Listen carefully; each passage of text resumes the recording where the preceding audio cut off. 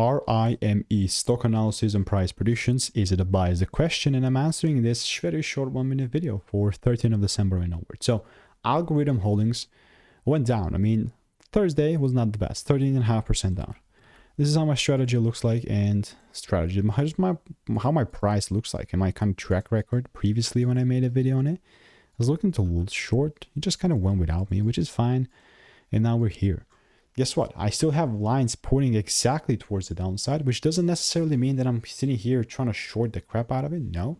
I mean, I'm just sticking to a strategy that I've tested for 32,000 videos, you know? So as a result, if the price ever manages to climb higher and gives me the rules, then I'm willing to short. Other than that, it's just still a bearish market, and it's not something that I'll be interested in to trade. So I'm curious to see if I have anything RIME here. Not really, but it's not that big of a deal. Now, if you want to learn the strategy, click the first link in the description. There is a free newsletter.